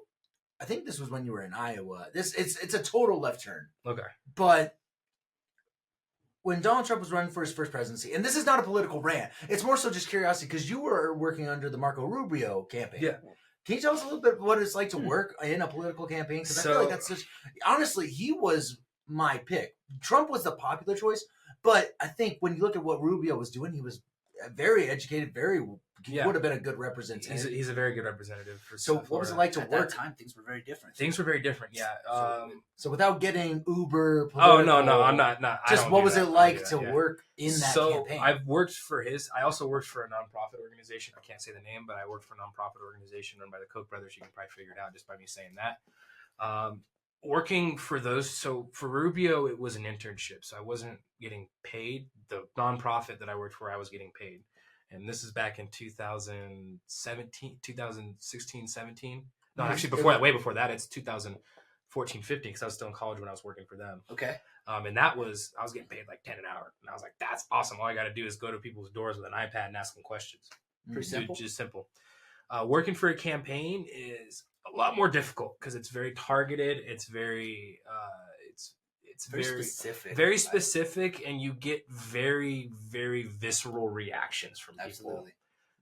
You never know whose door you're going to knock on. Yeah, and you don't know who you're going to talk to. What side of the fence they're on. What side of the fence they're on, and you're, just trying to be nice, and then, you get cussed at by an old lady for 3 minutes and get a middle finger in the face, and you're just like, doing my job. It's like, lady, I'm just trying to figure out who's doing what. But working for a campaign, I can definitely say it's an interesting experience. It gives me, when I get the political calls during season, I'm a little nicer because I'm like, this poor kid. This poor kid's just going through it probably today. He's probably got cussed out on the phone probably 4 times. At least. But yeah, it was interesting. A lot of that helped transition into my, without getting into specifics, helped me transition into my job in special operations. When I was going through Q, I took a lot of the lessons I learned through that for some of the stuff we were learning in the classroom and stuff like that. I was able to transfer a lot of those skills, being able to talk to people, things like that, being able to build networks with people. Yeah, absolutely. I learned a lot through that, which was really interesting. But overall, working with a campaign, I wouldn't do it again. Let me put it that way. I wouldn't do it again. It was a good internship. If you're doing it, stay doing it. You need to experience it, and then be nicer to the political callers when they call you. And the poor intern that's putting the little flyer on your door you don't have to rip it up in front of him and throw it at him. But just take your trash. Yeah. It's like, just respectfully be like, okay. And then gently put it in the trash. Yeah. No, because you don't need to make a statement. It's okay. It's okay to have different opinions than other people. I think I firmly agree with you. Whenever we were in college, we were helping one of the mayors try to get elected, and it was cool because we got to go to his house. Yeah. And we got to do like a lot of certain things It's with them, awesome. which was it was a cool experience, man. Yeah. Just being like young and seeing somebody who's very successful, and even his wife was very successful. Yeah. Kind of how we got in because she was the president of UNC at Yeah. the time.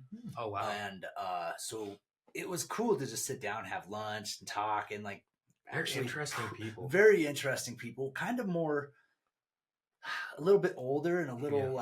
They've. How do I want to say this? They've almost for A little more upper class, Yeah. for sure, but very welcoming to just talking with some younger kids. Yeah. Who, for me, I had no intention on going into like politics ever, but it was just cool to understand like the things that they were working for, why they were doing Yeah. it, and kind of like you said, getting that experience of working for like a campaign and Yeah. trying to do certain things. And sometimes people were not the nicest yeah, to and us. it's just And, it's not only that, but it's interesting because I can say this working with like politicians and meeting some of the biggest ones I've met the Ted Cruzes, I've met the Marco Rubios, I've met these guys, and these guys are nowhere near those guys. Like, yeah, I'm working with meeting them, meeting Ben Carson, multiple times, meeting a lot of these big name politicians. It's weird because they have to encapsulate an image. yes, absolutely. It's very And image formed. you could see that from the start when we were doing that. Any interaction, And you have to. Every interaction's very crucial. very and crucial, Very, very like they take a second to think about what Yeah. they're going to say before they say it, because anything that someone can pick from a soundbite, because the they could take it and change it. To, society we live in. I mean, shit with manipulate it to- with AI even Yeah, we were nowadays. talking We about were just that talking about that earlier. earlier. Yeah. Like, it's so weird because this is a rant about political campaign ads, because you'll be like, oh, I'd kill my mom for some French toast right now. I would kill my mom. Like, Perfect. like, whoa, hey, Wait a minute. for some French toast. Yeah. Like, come on, man. Like, Yeah. it was like, would you want to vote for somebody that would kill their mother? Yeah. The fear mongering is insane. very, very small print at the bottom. Yeah. It's like endorsed by their opponent. Yeah, Like, literally. Come on, dude. Like, come on now, give us a break here. No, and especially just being in the military, just seeing like they don't give a shit about us at the end of the day.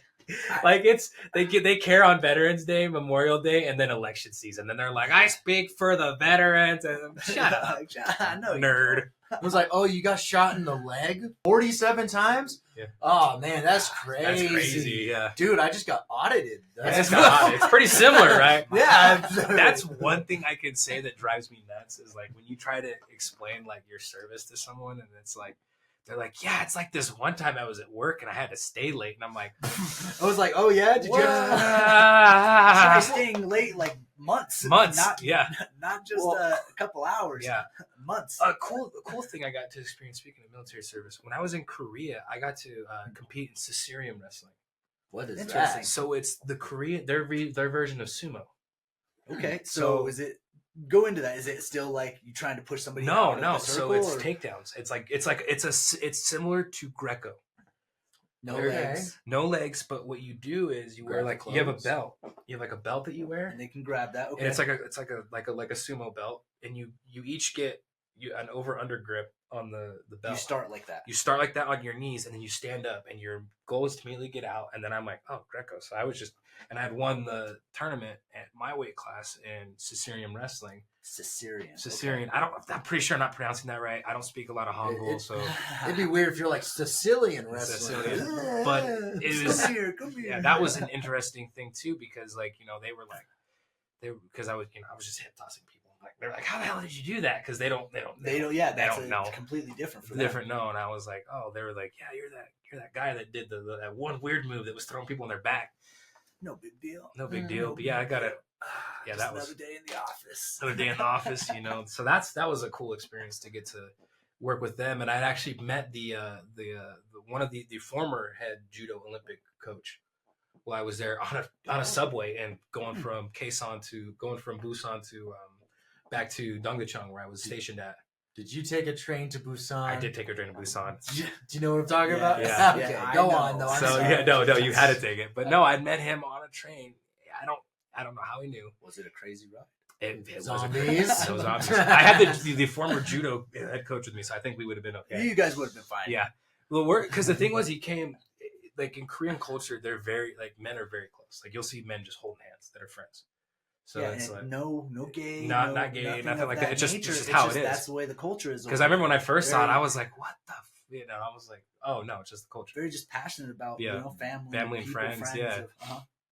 So he comes and he sits down to me, and he's like, "I'm not kidding," like this, and he's like looking at my ear. He goes, and then he sits back a second. He goes, "You wrestler?" I'm like, yeah. I'm like, yeah, man. And I'm like sitting here. I'm like, yeah, man, I wrestled. Like, what are you trying to get at here? Get off of me. Yeah, what are you doing, bro? And he goes, oh, I was a judo coach, 15 years. And he like points to his ear. He's got worse ears than I do. I love the accent. So- Yeah, why are you doing the Yeah. accent? That's what he sounded Keep it like. going. you know? I like Okay, it. but Yeah. like, just like, like you But don't he have had to that, do he had that. that gravelly voice, and I was like, oh, that's awesome. And like, I was lost as fuck. I can't read Korean and Hangul at all, so like, I'm trying to figure out what stop I'm supposed to get off.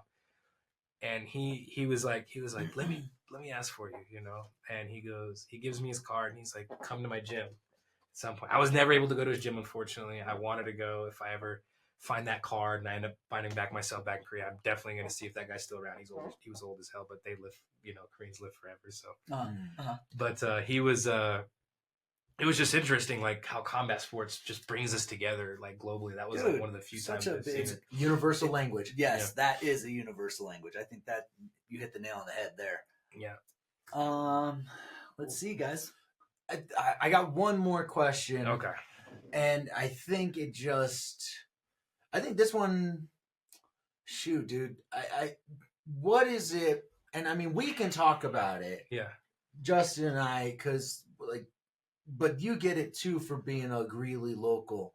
Yeah. What is it about Greeley that just puts life into perspective? Because I think whenever I bring this up, I say it in this way: when you grow up in Greeley, like we used to be just small town, Yeah. kind of like what Windsor is now. Yeah. That's what Greeley was. Yeah. And now Greeley's kind of like a bigger city. Yeah. Like when you think of Colorado, you think, okay, Greeley, you got Denver, yeah, Fort Collins, Boulder. Yeah. Springs. Greeley's getting up there now. Yeah. That where it's like, oh, we smell like cow shit, but like, dude, you gotta look out for Greeley. There's always gonna be some studs out of Greeley. Yeah. It's just was one of the fastest growing cities in America Yeah. for a good several years. Several I don't years, know if it yeah. still is anymore, but it was for several years. Well, So it's like I think that, and it's just you look at the original culture. Really, like I don't know about your guys' family. My family's been here since like the 40s. Okay. You know, so Yeah. immigrant families mostly. It attracted a lot of immigrant families. You know, a lot of Hispanic immigrant families like mine, and you know, How much do you think of that was like on JBS for having the plant? JBS, and then you also got to think, you know, the sugar beets back in the day. This used to be Yeah. agriculture, so you bring Yeah. a lot of still you know, is still a little bit of chunk it, agriculture, but and then now you have the oil boom. You know what Yeah. I mean? So, and I think this JBS, Swift, you've got so many agriculture, major we got like a lot of- hardworking industries that attract immigrant families because it Mhm. pays well, and they can also live in an area that was relatively affordable. It's not as affordable anymore, but not anymore, but Greeley compared to like the other cities in northern Colorado, Loveland, Fort Collins, Yeah. it is more affordable. And I think that was one of the reasons probably why it's not probably, it is the reason why we're Yeah. here, Vin. Yeah. Mom Exactly. and dad found we lived in Denver, we moved to Fort Collins, and just the cost from Greeley to Fort Collins is very phenomenal. drastically different. Yeah. So And it's a thing that now it's like, even with Aaliyah and I, that's fiance, she grew up in Fort Collins. Her family's been in Fort Collins for a very long time. Yeah. And she's like, are we ever going to be able to live here? And I said, not right. Not anytime Not the soon. way it it's is not now. And it stinks because it's like, you know, we grew up in Fort Collins. It's like, no, but Greeley has some heart that just, you don't get to see it unless you've been here for at least a decade. easily, Yeah. and It's a very it's very unique. hardworking city that people don't give it the credit it's due. And I can speak on this because I've been to every single You've state. traveled the I've been to world, every bro. single state in the United States except for like I think 3 I haven't been to. Damn. Wow. Yeah. So, and I can say that this is the most unique city in the United States. Well, and I think going off on that, I think like, man, you get you get the Vatos. Yeah, you got the homeboys. We got the hood. We do got a hood. We got the hood. Yeah. I'm not saying it's like Come the on. hood in I- Chicago, but you know, yeah, it's rough. It's not a project, but I mean, It's still- you go to Island Grove, you go Yeah. by the Greeley Mall. Yeah, like, hey, you're- it's It's that's on as and close- popping. It's on and popping. But then Be on your you, toes. you got the wealthier side where it's West like side really too, more West- upper class yeah. over on the west side. we got a country club. Country I mean, club. look at St. Michael's, dude. That the mansion, Yep. Yeah. Greeley's mansion, that I would probably call it. It's like, dude, that's a beautiful Yeah. estate. Yeah. I went to You got the country boys. and you You got got the country boys out, you know, Yeah. out east. You know what I mean? The guys that are on the oil rigs. You got the Yeah. oil field people. I mean, it's just such a like. If I were to describe like the heart of America, I would. I honestly, I said describe Greeley. I always It do. is a large melting pot of just a large variety Yeah. of so many different ethnicities, Cities, of just cultures, different cultures, and just it's man of people, of and people. Yeah, yeah. good and bad. You know. But, good like, and bad yeah. for sure. But like, it's so easy that it's like we're literally in the center of it. Yeah. Hey, you want like straight up country? Go a little bit north to Cheyenne. Yeah. See what that's about. Hey, you want to go see, you know, a little bit more liberal side of things? You want a little bit more city? Go to Denver. Yeah. Everything that you want to see is within an hour's distance. Yep. You know, you want to go to the ag side. You want to see some of like that. You go to Fort College. You got one of the top ag schools in the nation. Yeah. And if you really want to go to the freaking boonies, it's like, hey, go a little bit more to Fort Morgan. You got Yeah. people that are just roughnecks, you know. That's where my fiance's from. Her family's Yeah. from Waldona. You know, So- just like Yeah, and then just I don't know about you guys, but I take a lot of pride in being from here. I do too. A lot of It's- people say like, you know, oh, you're like, you know, people that are from Colorado, they're like, oh, you're from Greeley.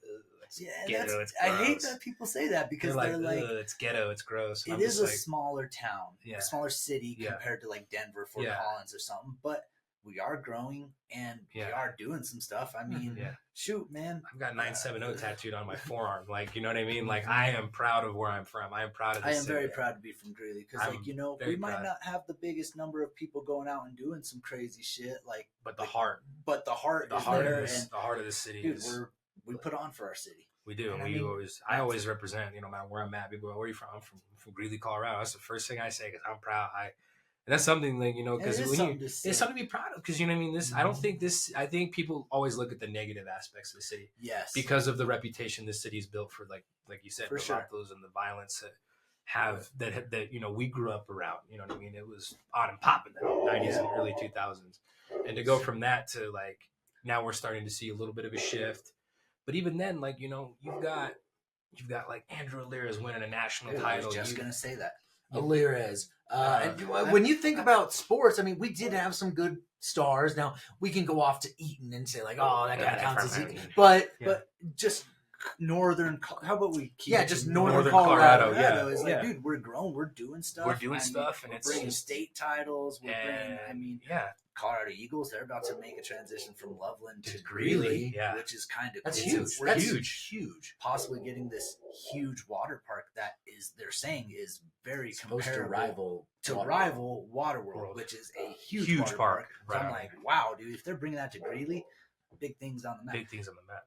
I always tell people too is you can always tell when somebody's from Greeley. Yeah, Like versus let me say like somebody you meet somebody from Greeley, just their aura about them, the way that they talk, the way that they are, the way they carry themselves. the way that they carry themselves versus like somebody from like Fort Collins or Loveland or Yeah. even like maybe let's go a little bit more We just south of like Boulder, Denver, Firestone, Longmont. Pueblo. Yeah, Yeah, Pueblo. It's I feel like Greeley people are we're very unique. very unique, very but very unique. open to like talking and just Yeah. like Very where get other together. places are not. Yeah.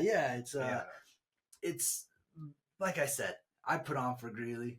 You put on for Greeley. I Greeley. love this city. Vinny's more of a Windsor guy. Man, but, he might you be. know, I don't know. We'll just, see. we'll He's- just- we won't mention that. Just- But no, Oh, hey Vin. hey Sven, there you are. What's He's up? back. He's back. All right. But no, I think just again, like I said, I like to consider myself well traveled. You know, I've been all over the world, Dude, you have seen things that people will Yeah. never get the opportunity and to. I've been exposed to a lot. And I actually, fun story. I actually graduated the Q course with a kid who's from Greeley, but he's from the West Side.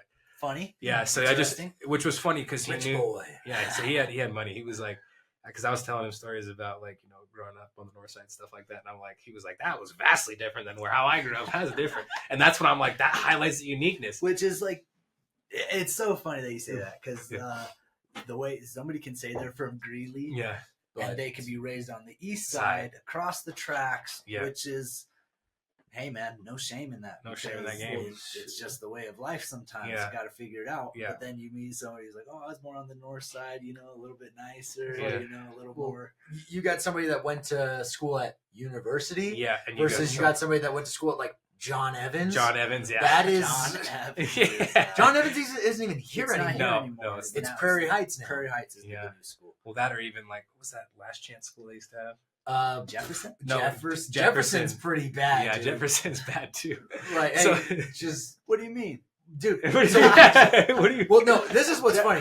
When I Jefferson was is like an alternative school, so you get in trouble so much at some of these other schools, and They they, throw you don't out want to or accept whatever. you into these other schools. That's where you go, is Jefferson. what's funny is an alternative school is essentially like this. You go to a high school, they tell you you can do anything. You go to Jefferson, they're like, you can do 4 things. Things. Mechanic, Dishwasher. It's like, you got 4 things, all right? We Stop your- marginalized it down to this. Yeah. Hey, dude, some of my friends went to Jefferson, all right? Yeah, and what are the 4 jobs that they were allowed to do? One of them works at JBS. Oh, wow, that was on the list. just But- kidding. Everybody went to Jefferson. I Now, love you but guys. and I want to segue a little bit because, like, when I think of Greeley, you got to talk about the athletics. Obviously, top of the list right now. UNC, You got dude. UNC, Yeah, And and they're UNC. ranked number 17 in the nation right now. with the wrestling program. But Yeah. I mean, for a long time, they were D2 national champs in football Back-to-back. Yeah. and Back to back. and back to back Yeah. in football. Huge deal. Probably need to go back to D2 if you don't.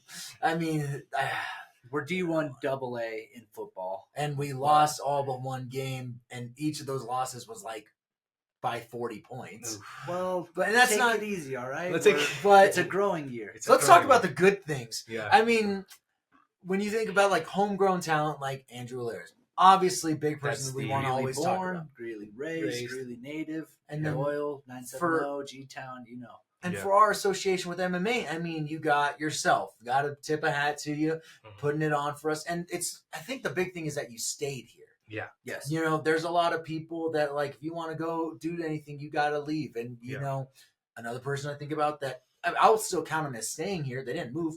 Shane Carwin, Yeah. Shane Carwin. Shane Carwin, you know, 100%. UFC champ. I mean, interim, but hey, nobody's Still. taking that away from No. him. No. And he was the hardest hitting heavyweight for a long time. He was Greeley also West. NCAA Greeley West. champion for Western. Western yeah. State. believe. He was, I think, he was a wrestling state champ. He was a football American. Yeah. On top of that, Dude, he was the man. the man. And lived in Greeley. Worked, Still here. I think he worked at. He's not here no more. He's He not- lives in oh. Texas. Oh, he lives in Texas. Really? Oh, he Yeah. I thought he was still So, but he was the engineer at. He was doing Eaton. Mhm. He Yeah. was like, here. Yeah. that's where he was an engineer for. Yeah. I remember I met him. And then his Huge. His hands are like. and his face. coach, which was another UFC vet, WEC super heavyweight champ, Ron H2O man, Yeah, Ron Waterman, Waterman. like, Yep. and he fought in Pride. He fought Mirko Krokop in Pride. Yeah. He beat Kevin Randleman in Pride. A lot of people Yes, don't remember which, that. Oh, dude, that was a That's a huge. That's a That's big a- name. that's a a tap in. huge name. And Huge name. Ron beat him. Ron beat him. Yeah. And so you got to give these people their flowers for doing it for Yeah. Greeley. And this was back when Greeley was Farmtown, USA. Yes, you yeah. know. Yes. Bunch of So- immigrants that are just picking sugar beets. So, but to segue into that, I mean, Ron and Shane. I want to talk about big scope MMA. Did you watch the Jones fight? I did. So, what do you think about that, man? I mean, put Stipe down like he was just a wounded dog. That was oof, The GOAT The versus GOAT the is heavyweight. the goat. heavyweight goat. I think. I don't think anyone will touch Jones right now. I think Aspinall will get I think Aspinall can get him. I think Aspinall has the youth on his side, but like But the way Jones, the way he knows fighting, the way he understands it. This isn't the prime Stipe. True. No, And he hasn't I- won a I- fight in like 5 years. He hasn't fought in like 3 years. Yeah. Yeah, But so- I'm also like, it hurts my heart to see somebody like that who I loved his exit speech he kind Yeah. of gave on Facebook of where Yeah. he was like, you know what? I started this game fighting in a bowling alley. I ended it selling out Madison Square Garden. That's He's huge. like, I've done some things in my life, and I was like, man, what a hell of a story. He's exactly. a firefighter. He's got a family. Yeah. I mean, he's done it, man, and he Yeah. has nothing left to prove. He's no doubt a Hall of Famer. 100%. Yeah. It's just win, And you know what? He has nothing left. He doesn't know the sport or anything. The game doesn't wait for anyone. No, it does That's not. what stinks. Father Time remains undefeated. I mean, Chuck Liddell went down hard, crashing 3 knockout losses, and then we don't talk about the Tito Ortiz fight. No. And then you look at Jones, who's just kind of, he's had his ups and downs, but at 37, he's still looking untouchable. I mean, just it's insane. how, man, to do that to somebody as good as Stipe, to just basically punk him. He might not have gotten hit. He might not have had one significant punch landed against him in the fight. Like on the stat wise, yeah, but maybe, like but really like significant to where it's like, Jones was in trouble. Yeah. No, he was never in trouble. Sure, Stipe had some pressures where Jones had to kind of run to get the angle to get out of away from that fence, which is, everybody knows, in MMA, up against the fence is a very bad spot to be if you're on the defensive side. Defense. Yeah, but unless you're Cody Garbrandt and his friend. yeah. So, you think who's Jones going to fight next? He needs to fight Aspinall. He needs to. And the fact that he's been ducking him so hard. People say he's ducking him, but he's been locked into this fight with Stipe for a long time. True. And I also think that I understand why. I mean, dude, it was a legacy who's fight. A bigger name, Pereira or Aspinall? I think the fans want to see Aspinall just because Aspinall's hot right now. Yeah. But Pereira is coming off of how many knockout wins, dude? Yeah. It's like, I understand. Either way, it has to be one of those two for Jones. It has to be. And I could see him going. But Pereira's he'll get taken down. He'll submit. He'll submit him, and that's how good John Jones is. I think the better matchup is Aspinall because Aspinall can grapple. He's submitted people. He's knocked people out. He's done it all, and he's a way bigger body. Younger than Pereira too. Jones and Pereira are 37 years old. I don't think Jones has 2 more fights in him. I think he has 1. You can maybe hope for 2, but at this point in his career, man. And then just all the trouble he's had and all the other outside of the ring stuff, you know what I mean? It's taken a lot of years off of him. You know who the real winner is? John Jones' parents. Yeah, dude, that guy has the golden seed. Like, holy cow! Because Chandler Jones, Super Bowl champ, he's been in the NFL for a long time. Micah? Is it Micah? Micah Jones? No, they need to replicate that. Damn, I can't remember. There's Chandler, there's John, and for where they can splice their DNA with mine. I don't know, that'd be dope. But yeah, he has another brother who played for the Ravens. He was on their Super Bowl team. Played for the Colts, and he's retired now. And that was, but yeah, you got the 3 brothers, 2 Super Bowl champs each, and then a UFC GOAT. Yeah. And so it's like, wow. Mama Jones is like, this is the road to success. like, look at me. Look at this. Whatever they did. They figured it out. I want that diet plan, whatever it is. Yeah. And, well, that's, speaking of goats, did you guys watch the Tyson fight? Yeah, I saw his big old blood. That was the highlight of the fight. The rest of that, I think it's a gimmick at this point. Cash grab. Maybe. I think it's a cash grab. I mean, I won't give it.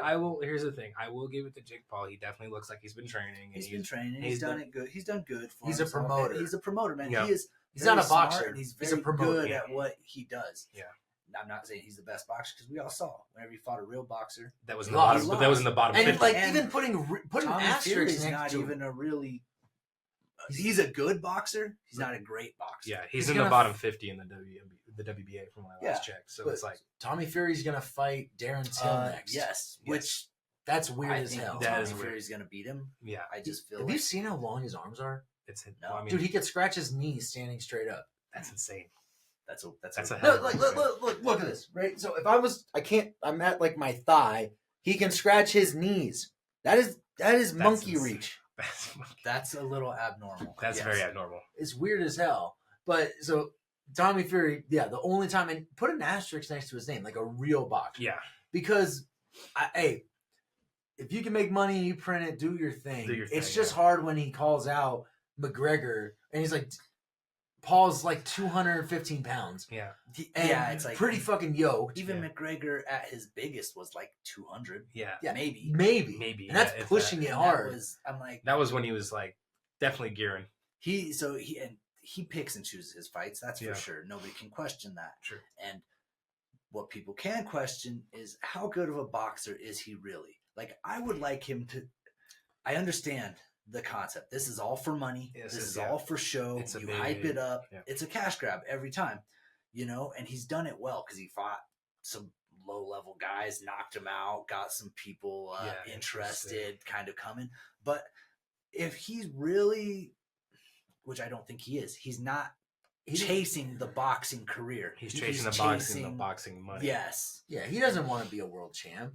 No. He doesn't want to have like a legacy left behind where it's like, wow, Jake Paul, Muhammad Ali, fucking Floyd Mayweather, Yeah. greatest boxers of all And time. he No, keeps saying he's the face of boxing. No, you're not, dude. You're the face of. you're the face of a specific type of boxing. Yes. You're the face of Which, gimmick hey, I'll give boxing. him credit, man, because Hey. I ain't gonna hate on him. This man is a money-making machine. Man's making $20 million a fight. Like, But I'm also like, I would like to see him fight. Maybe not somebody outside of the rankings in boxing, similar size, but maybe like. But like, give him someone who's lower ranked, undefeated, maybe like 12 fights undefeated. That's somebody around Yeah. his same Yeah. level. or even if they have like one or two losses on their Yeah. record, Yeah. but like still a high-level Yeah. boxer, just not the best. How about somebody just his age? That could work too. in his sport. Yeah. Like, I'm telling you straight up, like he wants to have a size advantage, and he wants to have a weighted like size and weight. Like he wants to have longer reach. He wants to have Size, weight, and And age. age. Yeah. Size, weight, and age. He's like, I want to be able to hit you and you not hit me. Like Tyron Woodley fought at 170. Jake Paul fought him at what, like probably like 95. yeah. I think that's what it was. And it's like Tyron Woodley not cutting weight, just lifting, having a good time. Probably weighs 95. Yeah. Jake Paul probably cut maybe 20 pounds to make that weight and be a much bigger athlete, Yeah. which really puts things into perspective when you're like Ben Askren with a replaced hip. Yeah. And then, you know, Also, Mike his Tyson. striking is absolutely horrible. It's Garbage. But, and it's like, he called out Nate Diaz. Nate Diaz, in reality, Also is a significantly 155 small. pounder and fought at 70s for put But he Leon didn't cut Edwards on that hard skates. for 70. I think him at his biggest is maybe like 85, maybe. Yeah. Maybe. Yeah, and that was a weird thing. I forgot they fought. Was Yeah. Nate Diaz and Jake Paul? You're like, oh man, hey, be nice. Be nice. But I dude, love that he like put him in the guillotine. He's Yeah. like, you know, it's frustrating because it's all your favorite boxers, but then you think like they're people. Yeah. You can attest to this. Like some people look at you and say, I want to know J-Train. You're like, my name's Justin, dude. Yeah. And J-Train is like, literally, I'll put it like this. J-Train is an alter ego. When I'm J-Train, I'm ready to kill. I'm ready to fuck somebody up, and that's just the way it is. Yep. But right now, I'm Justin. Yeah. I am chilling with my boys, chilling with my girl. I'm Justin. Chilling with my family. I'm Yeah. Justin. you want to know another person? You know, Cub Swanson. That's not his name. His name's not Cub. Really? I did No. not know that. He has a What's real going on? name, and I don't even know what it is. I've seen it before, but he got the name Cub because he's like Killer Cub. Is it He's- Dave? I have Dave. Dave Swanson. James Swanson. John Joe- Swanson. John. Joe John. Joe Swanson. Hey Peter. Hey, Peter. But yeah. no, Cub Swanson. He got that. He just embraced that, just like how Rampage embraced. He's not Quentin. It's Rampage. It's Rampage. That is who he is. Who your nickname should be stuck with when you're in the cage, Yeah. and so people don't really know who you are Outside. outside of it, Yeah. and everyone wants to associate with who Well, you that's are. the only way that people who Know don't you. personally know them Can relate to them. can relate to them. That's the only way they know them. Yeah. So that's is who they are to Yeah. them. Well, it's like Dad sees the Undertaker in an elevator in I Vegas, remember that was cool. and he doesn't say, "Oh, hey, Mark." He's like, "You're the are you?" He's like, Yeah, "Are you?" him?" Yes, it's me. Yes. Dude, have we told you the story?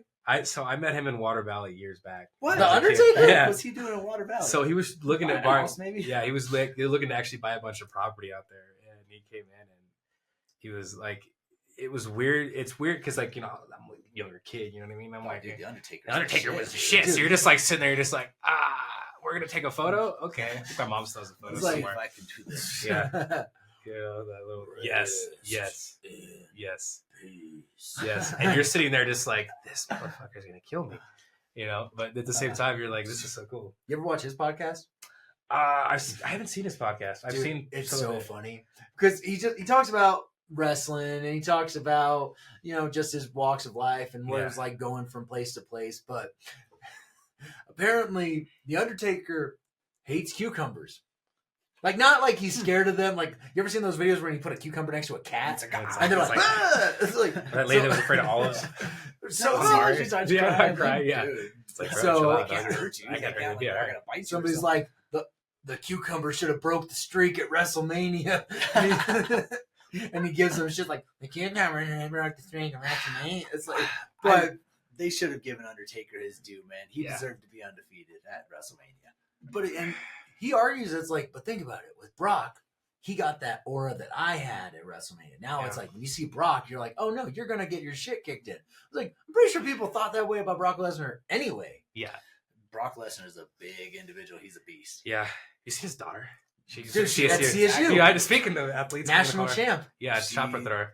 Looks exactly like The funniest comment I saw when it was like they were doing the announcement of her being the Brock Lesnar's daughter is the national champion for CSU shot put, and they were like, "Who is his mother? Also Brock Lesnar? Or, like, also Brock Lesnar?" And I was like, "Damn, that's actually not true. That's actually Don't quote me on this, but I thought Brock Lesnar was married to former MMA wrestling diva Sable, yeah. Still married. Is that But- his wife? But that's not his daughter's mom. So he's with someone else, had a baby with her, and then Yeah. he married Sable. And So then now had he's Sable. got boys with Sable though, which is crazy because Sable's like, She's tiny. She's Yeah, not that she's big. tiny, she's tiny, but she's also a lot older than At Brock. her Like, yeah. time.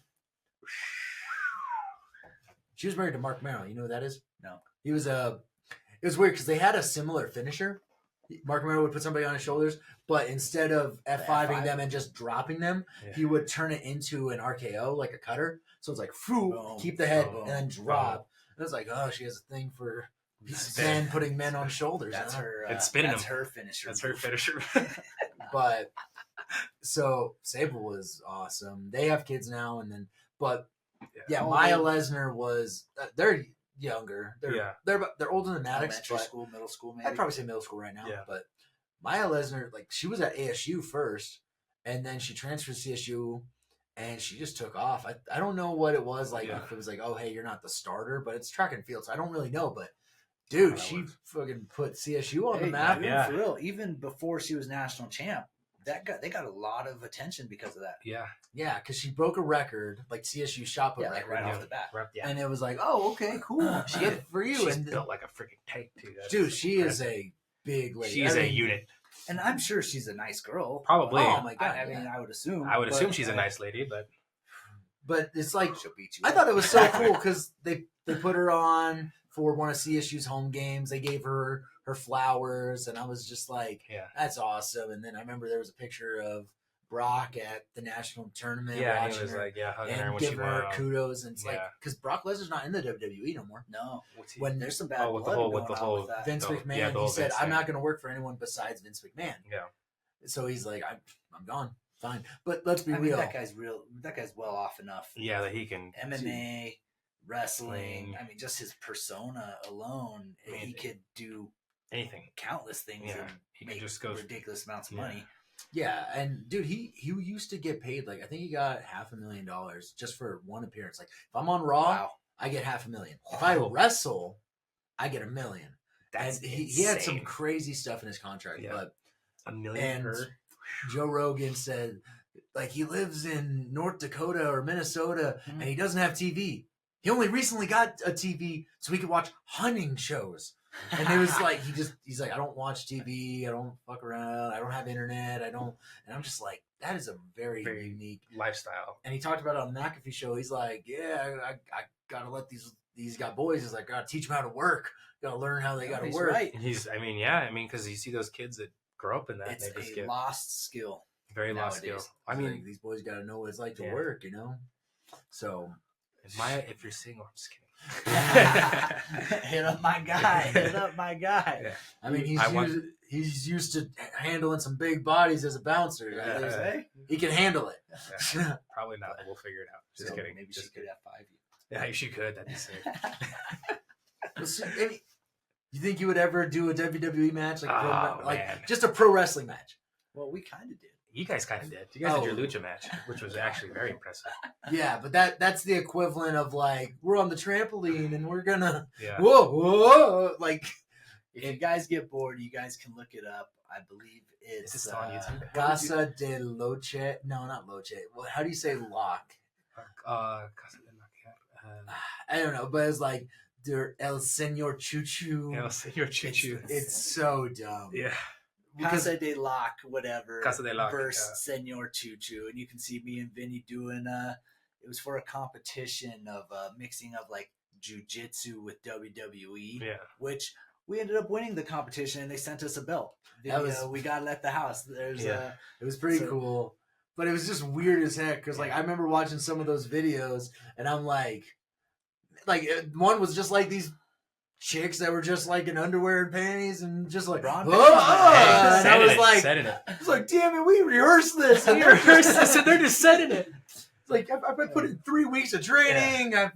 I bought the masks. Bought the masks. and, like, I don't know. I might actually. see, that would be because I fucked around with the kids in the wrestling room. I got some connections like Battleground or Yeah. Well, like who was Otis, aka Nico? Shout out to hey, Nico. big love to him. He's doing some big things. It's like, do you watch WWE at all right now? I haven't been. I've been out of the loop. So, are you familiar with the Greco wrestler named Chaz Betts? Yes. So he goes by Chad Gable now in WWE. He was an What? Olympian. He's the man, right? Like imagine Kurt Angle light because he wears the singlet, but dude, he's similar-esque Similar-esque, aura as him, but just But not dude, quite the star. Yeah. It as he stinks is. because dude, he's fucking good. But was in a tag team with our buddy from CSU Pueblo. I'm not gonna try and say Nico's last name. That's Nico B. Because if you Bojogovic. Bojogovic, Eastern European. I don't know, Yeah. dude, but Something. Bogojovic, I believe. and he was built like, do you know who Dusty Rhodes is? Yeah. Nico's built like Dusty Rhodes, but Big. dude, strong as a Strong freaking as a ox. ox, yeah. Dude, I've seen that guy put up ridiculous weights in the weight room, Yeah. and I'm like, And you're just like, how? For a guy like that's shorter, he is a tank, dude. Tank, yeah. And he came through the ranks. And it's crazy because when he was at CSUP, he was like, I'm gonna be a professional wrestler.